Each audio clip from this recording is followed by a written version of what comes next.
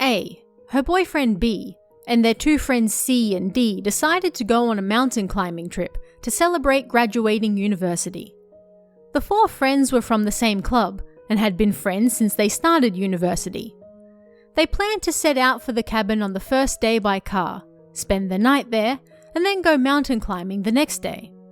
They wanted to go together, but B had an interview for a new job, so everyone else went by car, and he would join them after on his bike. A sat in the back while D drove, and his girlfriend C sat in the passenger seat. They were making good progress, but on the way up the mountain things suddenly turned chilly. Perhaps it was because of the rain the day before, but there was a slight fog hanging over the area as well. At first, A was excited as she chatted with her friends, but she soon became drowsy and then fell asleep. When she opened her eyes, they were near the cabin. A realized she must have slept for quite some time. She got out of the car, her body stiff and lethargic. She breathed in the cool air, and looking around at the misty mountains, she noticed C and D looking concerned. "What's wrong?" A whispered. The pair suddenly turned around and then locked eyes with each other. An uncomfortable silence descended, and A wondered if they had forgotten the cabin key. "Hey, did something happen?" The couple exchanged glances and finally nodded. "A, keep calm and listen closely, okay? You see, we got a call from the police just before. B was on his way here by bike and he rode over the edge of the mountain and died." No. A was at a loss for words and fell to her knees. Even after they entered the cabin, A remained dumbfounded and in shock. She sat on the couch hugging her knees tight. Night soon fell. Suddenly, there was a loud knock at the cabin door. "Hey! A! It's me! Open up!" It was B's voice. A jumped up to open the door, but C and D pulled her back and restrained her. "You can't! B's dead. It must be his ghost. He came to take you with him. You mustn't open the door." "That's right. A, stay with us." The pair harshly warned A against opening the door, but the knocking continued. "A, come on, open up, please. You're in there, aren't you? Open the door, please."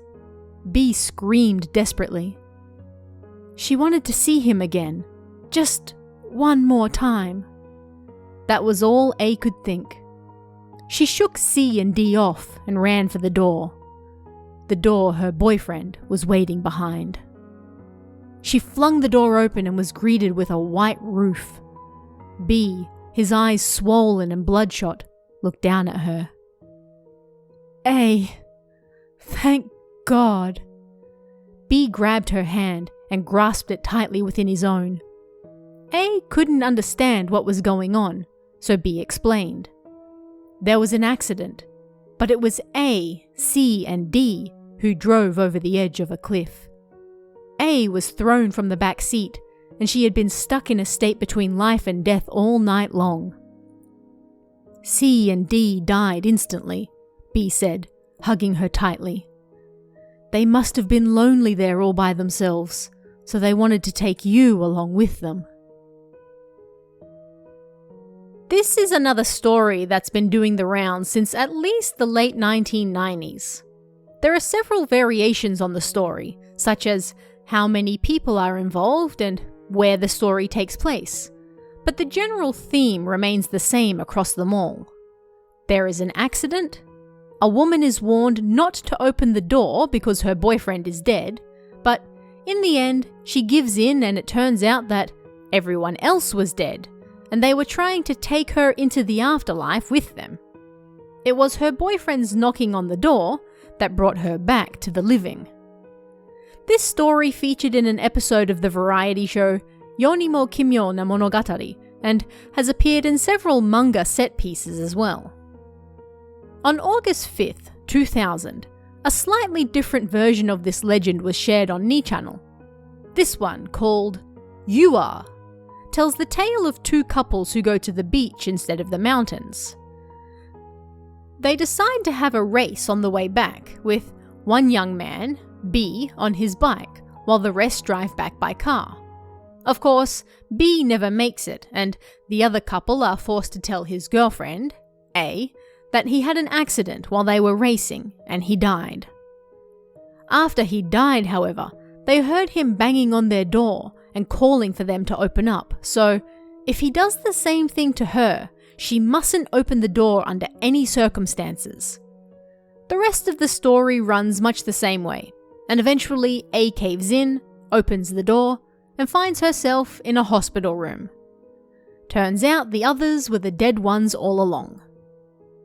Another variation of this story features in Inagawa Junji's book Inagawa Junji no Sugoku Kowai Hanashi Best Selection, released in 2001. Inagawa Junji is famous for his retellings of ghost stories, so when he shares a story, it quickly becomes popular. In Inagawa's version, called The Messenger of Death, a young woman and two men from the same club at university go to stay in a cabin in the mountains. In this version, the woman is dating one of the men, A, while the other, C, has a secret crush on her. The two men leave the woman behind to go shopping. However, only C returns.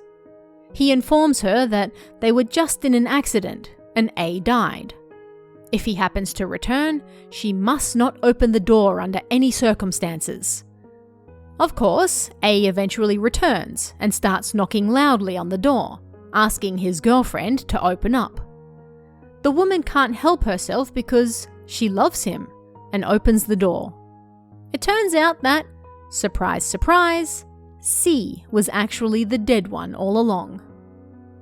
Japanese culture, and particularly its horror stories, are most at home in the ghost or yurei genre, which makes stories like this one and its terrifying twist at the end so popular and long-lasting.